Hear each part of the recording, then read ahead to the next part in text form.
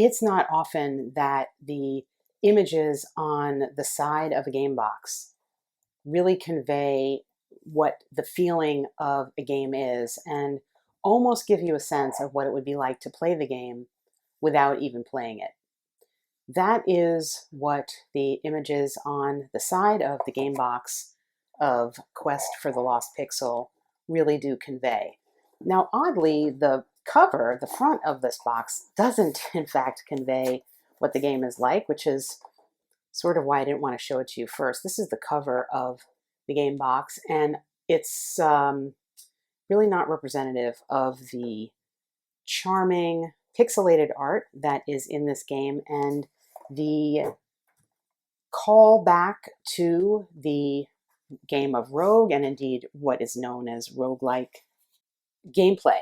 The premise of the game simply is that it's a dungeon crawl, and if you know anything about the game of Rogue or any of our NetHack, any of those very, very early computer games where you have a procedurally generated random dungeon tile and you travel through that dungeon tile with your character and you find potions, treasure, battle monsters, level up, and in this case you're leveling up your character to a maximum of level 10, and you are delving down deep into the dungeon to level 10 to find the lost pixel and then leave the dungeon through the portal with that pixel. That's the game. And in essence, the rules are, you move your movement allowance and you choose a card, a monster card, you battle the monster, move, battle the monster, etc. I mean, at its core, that's what it is, and the rules are relatively simple. That said, this is, and I'm just showing you here, I've got the cards and treasure bagged by level. I haven't played this far, I'll tell you that. I'm in the middle right now where I'm going to show you where I am. I don't want to ruin too much of the surprise for myself, but I do want to show you some of the art of the various elements of it as they go through the various levels. The implementation of this game with the simple rules and the basic concepts of rolling various number of die depending on what is on a card or what your stat is. So basic, so simple, works super well to give you a sense of at any moment you could have a total catastrophe and die, although there is at least one card that's a save point that comes up in the game that allows you to resurrect your character, again hearkening back to the video games of yore that it indeed is modeling, and this is just great. Who doesn't want a unicorn horn? And it's only on level 5. I mean, that to me would be higher level than that.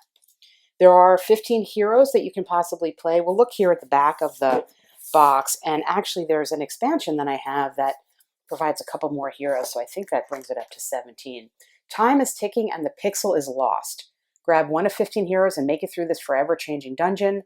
Why would you quest through this dark and dangerous dungeon? For the lost pixel, of course. During your adventure, find epic loot, treasures, artifacts, and even potions to make your hero stronger than ever. In Quest for the Lost Pixel, you must travel through all 10 floors of the dungeon to locate the lost pixel and find the portal before the dungeon swallows you and your band of heroes into oblivion. Do you dare enter this dungeon? And for those of you that watch my channel, here is the publisher credit, and I showed you the game design credit here. This is as far as I can tell, just a labor of love by this designer, Peter Jank. And for those of you who watch this channel, you know that typically my kind of go-to game is a medium to heavyweight game. This is clearly not a medium to heavyweight game, or I shouldn't say clearly, but as you'll see, it's not. However, it is, as of this filming at any rate, one of my favorite new games that I've played, really ever. It's just, as I said, it's just so charming. I hate to repeat myself, but I don't really know how else to put it. Showing you here these are second level monsters, so they're easy level monsters that you would find, and I'm really focusing on the art, but I will show you the stats again. Very simple. You have an attack stat for the monster. Possibly it would have some defense. Possibly it would have no defense here. It may also have any number of different types of special attacks. Could be a fire attack, an ice attack. I can't remember off the top of my head what they are. This is a poisonous attack, so it would roll that dice as well. So this is a poisonous spider rolling 2d4 as an attack. And then correspondingly, I don't have a character card out, but you may have specific defense for that type of attack, or you may not. Or you may have an item that would contribute to your defense, say, for a particular type of attack. And you roll the dice, you add up what you get, and you determine whether or not you have a wound or not. And there is the health of the spider. Cards such as this, which you may draw, and they would add to or give a benefit to the monster that you're encountering. And if you defeated that monster, you would get an attendant extra reward. So in exchange, in essence, for this not being able to evade a monster, if you defeat it, you will get an artifact card, and those are pretty powerful. And that's basically the game.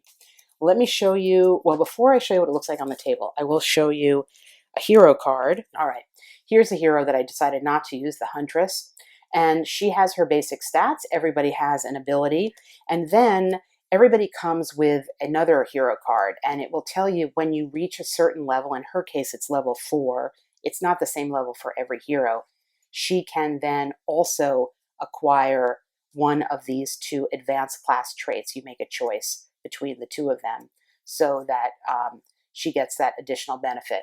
Along the way, she will be picking up elements, items, artifacts, treasures that may help her boost some of these stats and may help her also determine when she's fighting a character, fighting a monster, for example, if she has a weapon that requires strength, she may decide to use that weapon, therefore rolling only a d4, as opposed to if she doesn't use that weapon, she could roll her better die, which is her d10 as a dexterity.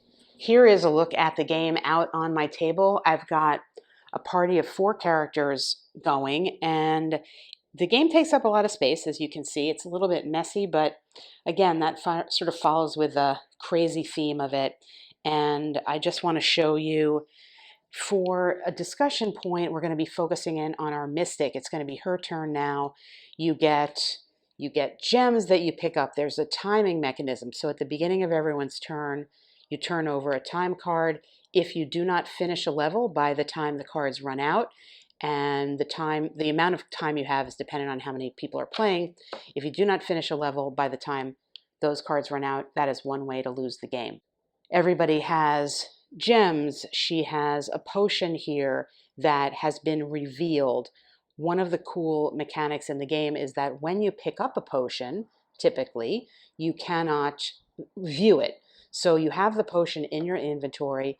The only time you would use it and see it is when you decided to use it. So it's a mystery. It may not be something that you could use then. And in this particular case, whenever I turned over this potion, it turned out to be a goblin potion. I couldn't actually use it, so I just kept it here. Now, I don't know, maybe in the rules I was supposed to throw it away. I'm realizing I don't know. I'd have to check on that, but nevertheless, that's in her inventory.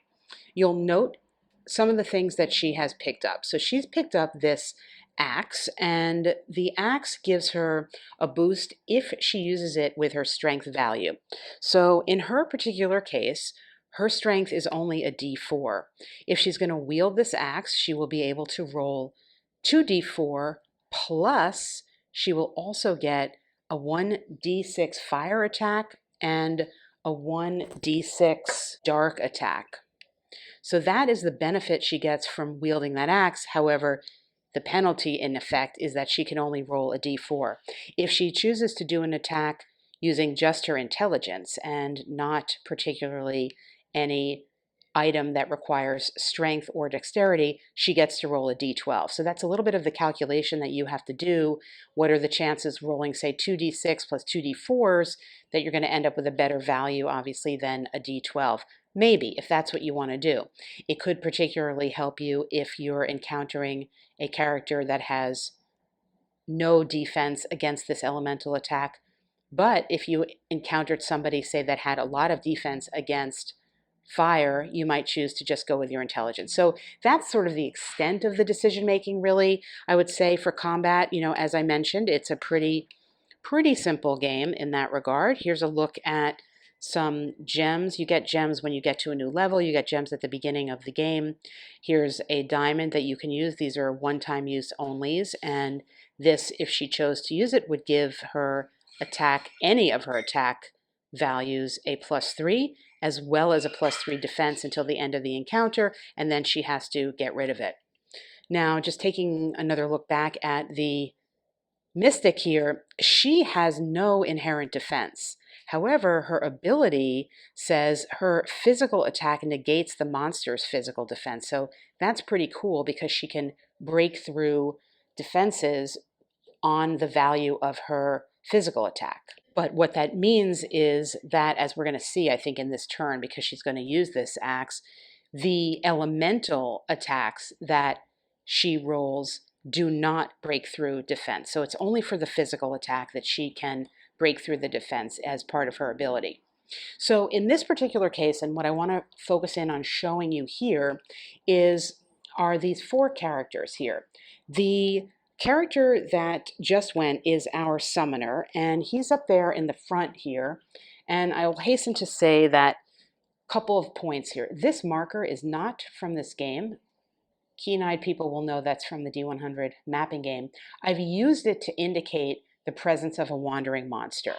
The wandering monster rules are not in the rulebook. I house ruled them pretty much right away. Thematically, it made sense to me if a monster was not defeated, it would still be wandering around. And in this case, we have this gelatinous, what's it called? A gelatinous ooze that we'll take a closer look at in a minute, who's wandering around this room because the summoner was unable to dispense with it. And our summoner is here. I shouldn't say he was unable to get rid of it. He decided to flee the attack before it happened. And to flee, what you need to do is you take a d6 and you need to roll at or below your speed, and that's the value down there, to run away, thematically to run away, even though he's still in the same spot. He decided to do that, and he decided to do that for reasons of this. There are side quests in the game, and the side quest that he is one of the side quests that he is trying to achieve is called Second Wind, and I'll show it to you right here. It's a little risky. I may abandon it. It says, quest, if your hero has 1 life left, you will succeed in this quest, and your reward is you get to remove 10 damage tokens. I'm letting him accumulate a lot of damage without healing it, and for that reason, I assessed that this was too risky with this gelatinous cube here.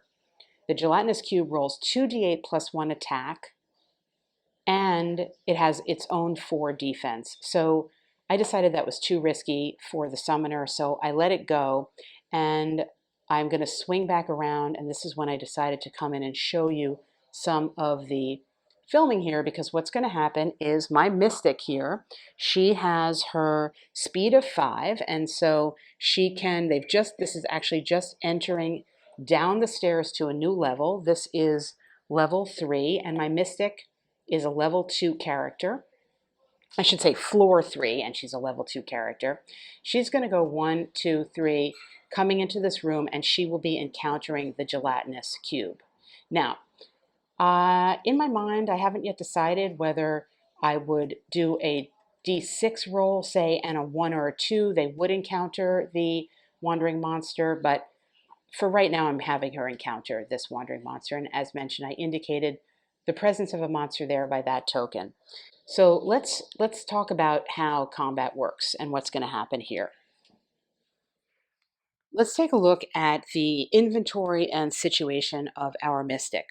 The first thing to note is that I'm going to refresh her spell. This is a spell that is a healing spell, and she's allowed to use it once per floor. So we're just entering the 3rd floor here. She had used it on the 2nd floor, so I turned it over, and it is allowing her to heal 3 damage. She's not going to use the spell now, but I'm just refreshing it to make it ready because it can be. She has her own 3 quests, or her own 3 side quests, I should say, as does everyone, and we'll just take a look at those. She's got her Pathfinder, and it says this is a luck total luck one at the start of any floor. If the first dungeon tile you draw are the downstairs tile, that would be pretty lucky, and then she would get her reward for that, which is an artifact card. That's pretty good. The other two quests, she has this one here, Dungeon Terrain, and it says if you pass through one of each of the lava, water, acid, and void spaces on any floor, you get to achieve this. And I've used these quest markers to indicate she has passed through 3 of the 4 different types of terrain, and we'll have a look here at the water, acid, and lava. And then the 4th one is here, the void. This is from the Catacombs expansion that I have here. So she has yet to pass through a void thing, but she should do that, I would imagine, at some point. And then her final quest, for which she has already achieved a bunch of tokens, is Dead Collection. Place a quest token on this card for every monster your hero defeats. Once there are 10 quest tokens on this card, gain the reward, which is also an artifact. And she's been a pretty good slayer of monsters right now. I showed you that she has this axe. She also has this spell, a fireball spell, and we'll take a look at that.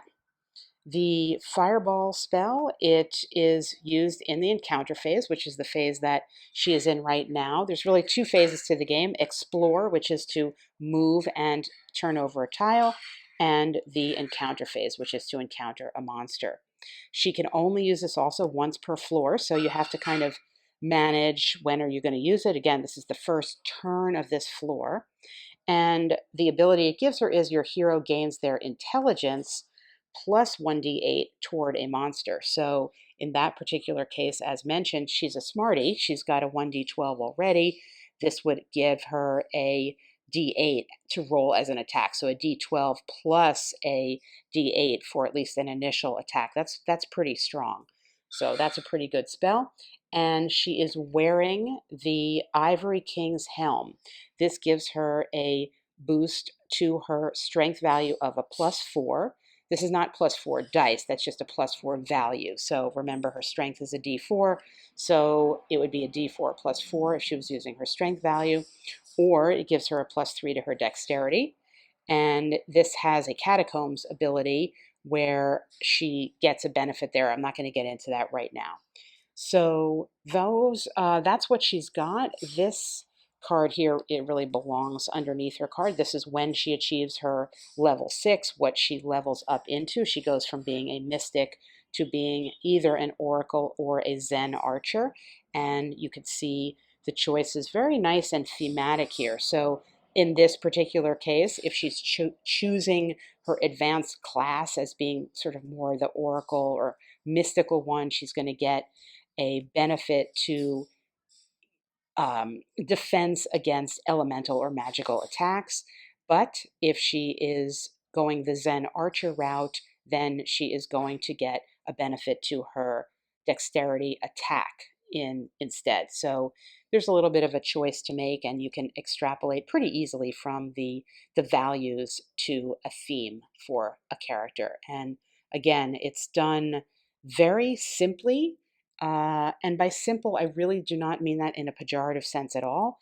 I mean cleanly and effectively, because it's very hard for me, frankly, to say anything negative about this game. I'm really just charmed by it. In any case, so here's our mystic, and she is encountering the Gelatinous Cube. She's also carrying some gems with her. The characters are outfitted with 3 gems at the beginning of the game, and then at each time they go into a level, they get another gem. These are one-time use only items that give some type of a boost. So the diamond, I think we saw this before, will give a benefit to attack or defense.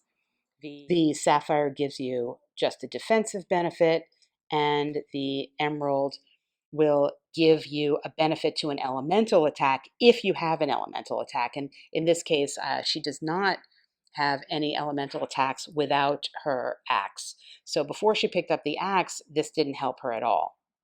Now, another house rule that I am working with here, and one that I discussed in email with the designer is the ability to give a card to a party member.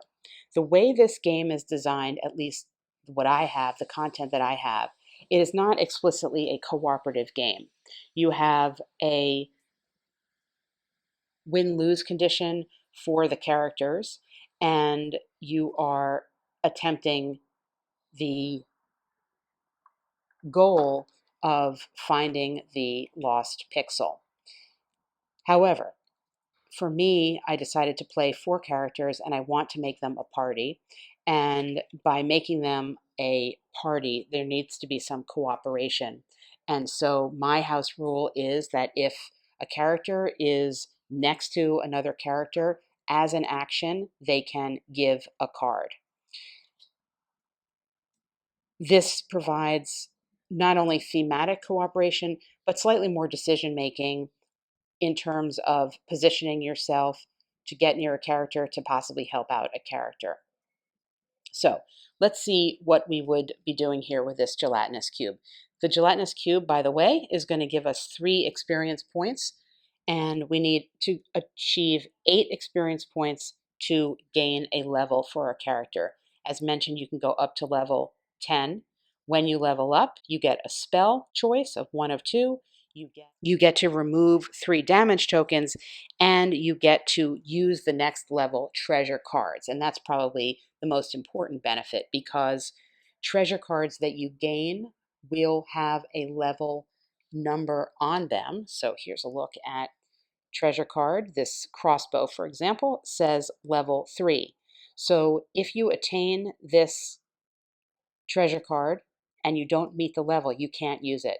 So my mystic right now is a level 2 character in a floor, the 3rd floor deep of a dungeon.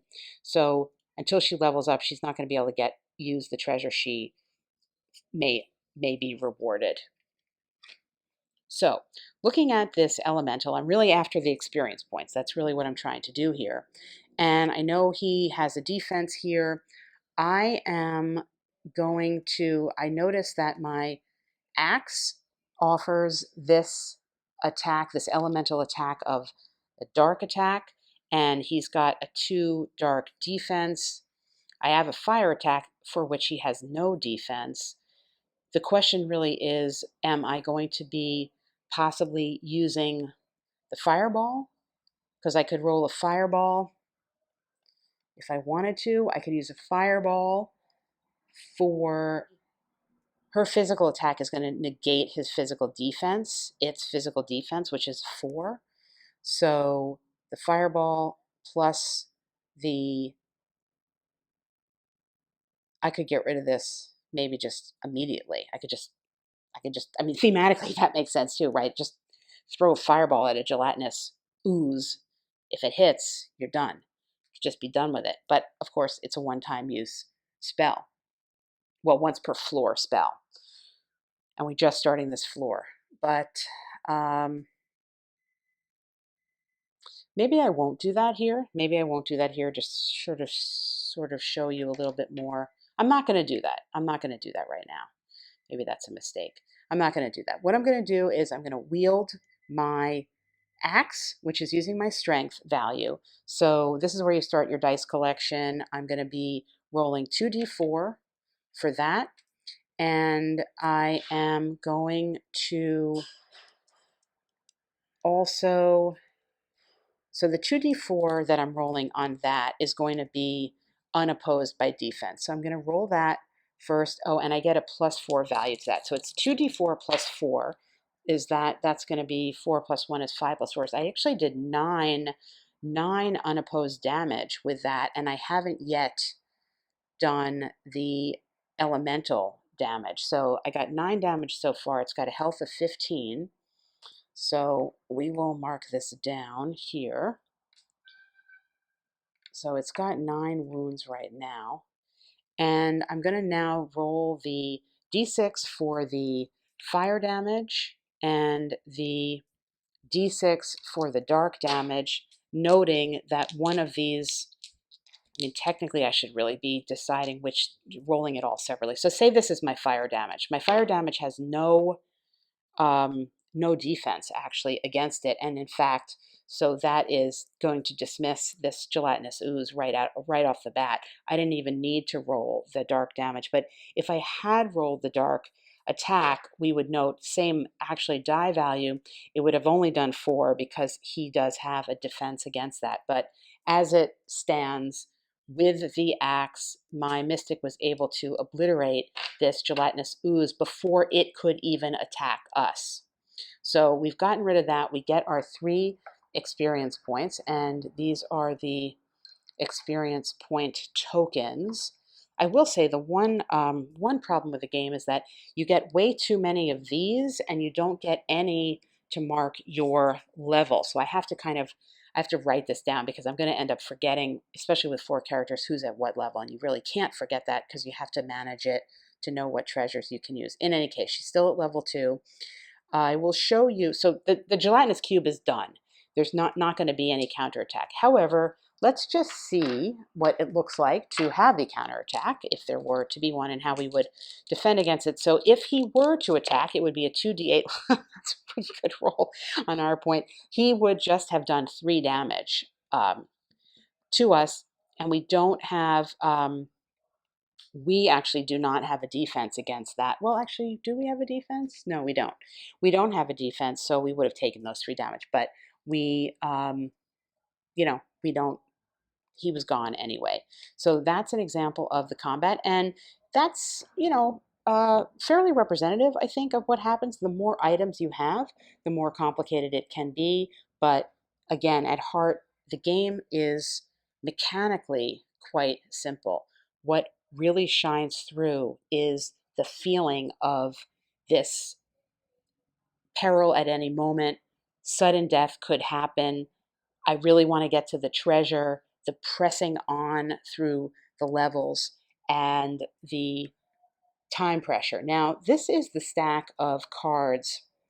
So at the very beginning, I didn't show this. You turn over one of these time cards, and if you ever get to, if you ever get to the spot where you're out of time cards and have not yet discovered the stairs down to the next level, that is another way to lose the game. So there is a little bit of that time pressure. It hasn't come into play just yet in my gameplay. What it did cause me to rush out of the first floor because I was worried about that and I wanted to get to back to the stairs. So there's a little bit of management of that. You have to consider collection of more treasures potentially and more experience at a lower level with possibly running out of time to get to the next floor. And let's just take a brief look at the rulebook here, and we can see the components. This game has almost or over 900 cards. It is a rich and very, very well fleshed out randomized game, so that you would say if there's about 33 or so monsters per floor, because of the time pressure element, you're not going to encounter all of those monsters in one go through because you have to move, got to keep moving. So if you keep exploring too much, you're going to run out of time. So once you find those stairs down, depending on how long it's taken you to find them, you may continue on at that floor, or you may go to the next floor. When you go to the next floor, you grab a different pack of cards with different monsters and different treasures. So it keeps it pretty well random. And you can see here the number of tiles that you have in your selection of dungeon tiles varies depending on the number of players, as does the number of time cards vary.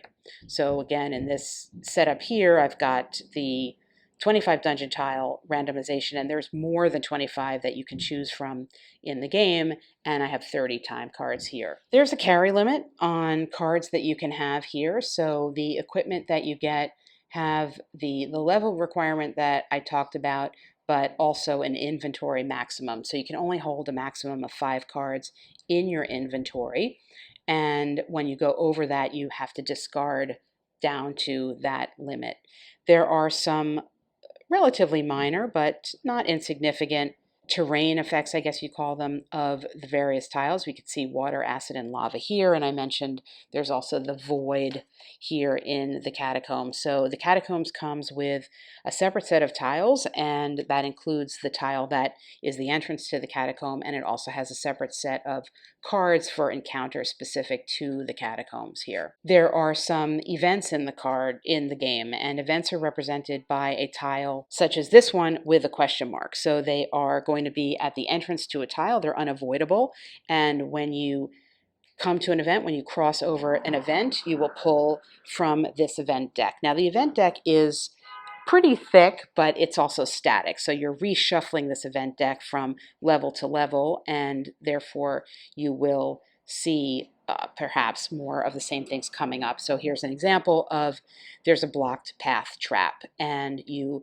have a check to pass by it, and it's telling you that it is a strength check 4, and there is a reward of experience for passing through it. And I'm realizing as I'm looking at this card that I did pass through that at a prior level, and I did not give myself the experience for that. I didn't realize that.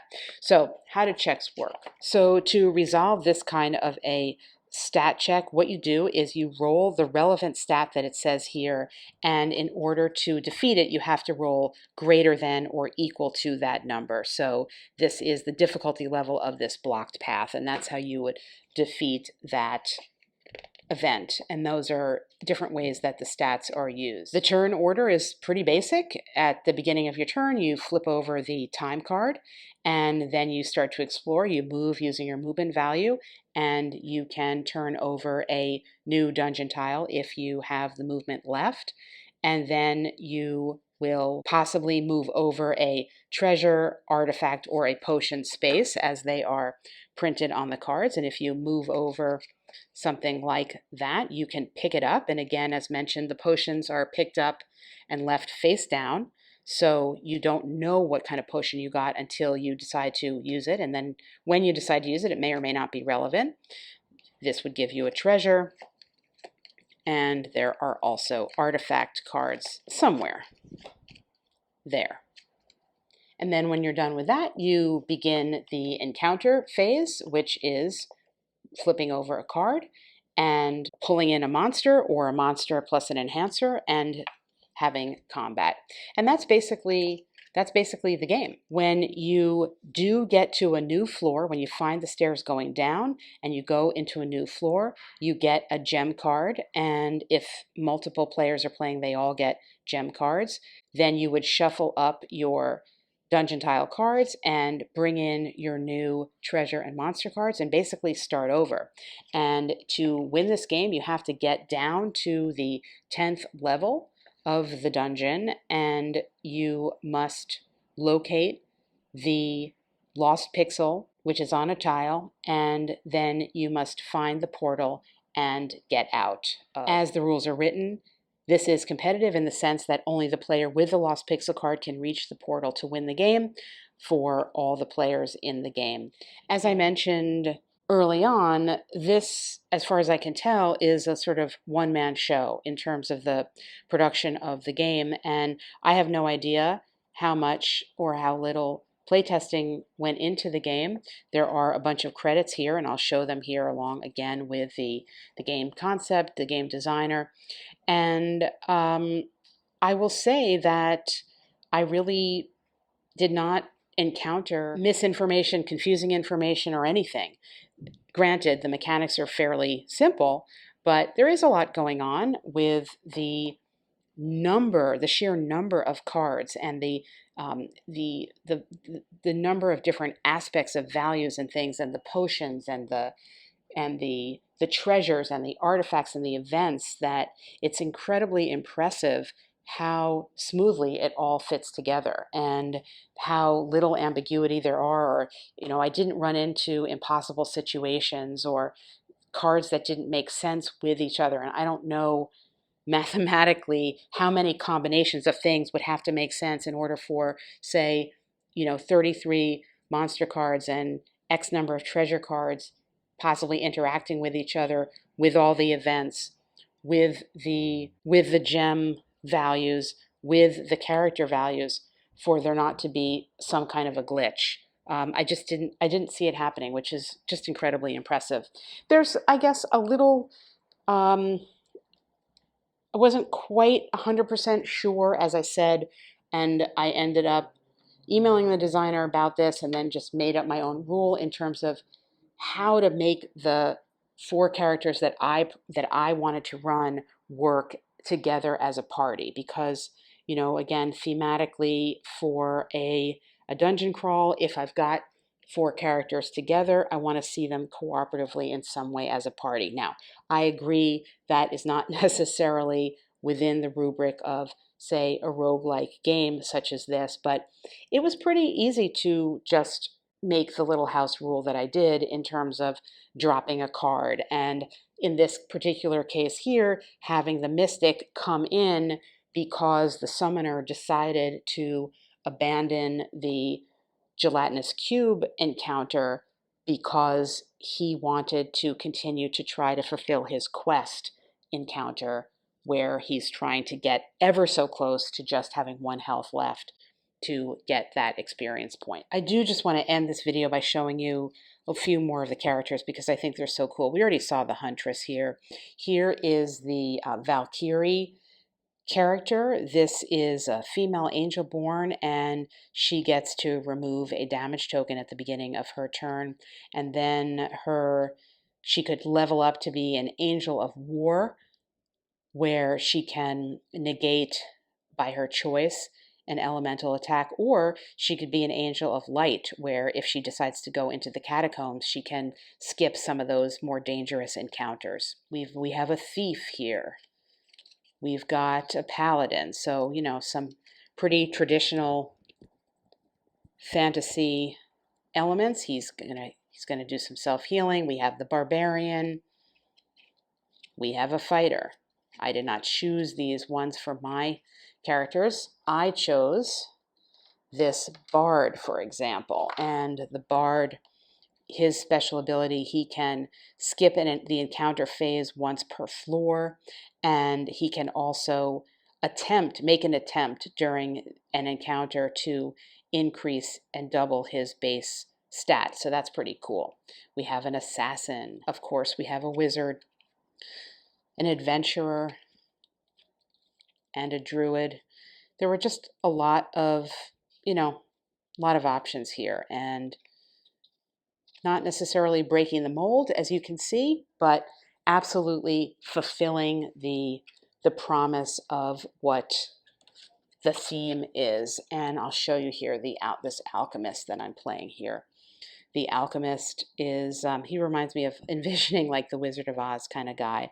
He gets to look at potion cards that he receives, and he can add a +1 to any of his chosen stats for every potion card he discards. So he gets to kind of manipulate a little bit the potions to make them work for him, because as I said, sometimes you could get a potion that doesn't work for you depending on your character. So the game really maximizes the very simple mechanics that it has. And here are the little standy cards. This one's kind of a little hard to see, but the art is, the art's either going to really appeal to you as it really appeals to me, or probably really not, in which case the game's not for you, because a lot of this, it's very evocative of a style of play, an early video game style of play. You get one blank card. I don't know if it was intentional to leave it blank to, I'm sure he could have had an idea for this card, but it's nice to think you could make your own character card here.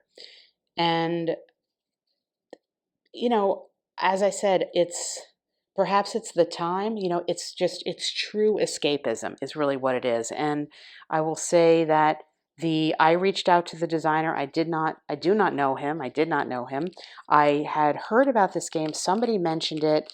I was immediately drawn to it by what I think is the excellent title of the game, Quest for the Lost Pixel. I mean, that for me is just something I'm like, I heard Quest for the Lost Pixel. I was like, what is that? That sounds super cool. And when I looked into it, I thought that it would be something I could share and frankly give a little more attention to, because I had Not heard of it. I believe it was designed quite some time ago. I don't know if there's a date here. I think on BGG it says 2015, and I did not see.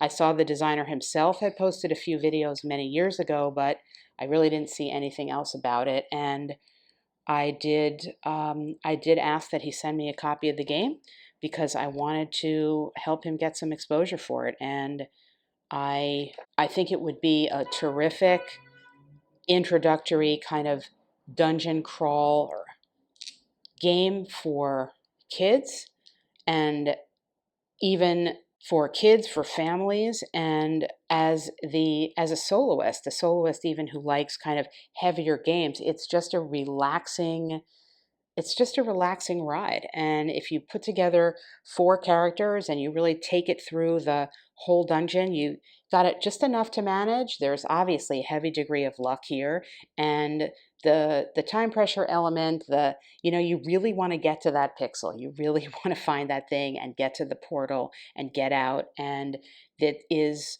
as we know, not always the case that it is being that you can be successful in generating kind of excitement and tension in a game, and especially when you're essentially here just assembling your little dice pools and giving a roll. Once those dice leave your hand, there's not a whole lot you can do, and that just fits totally thematically. So Quest for the Lost Pixel, I highly recommend it. I have been enjoying it immensely. I will continue to enjoy it, I'm sure, particularly this year, this very challenging year.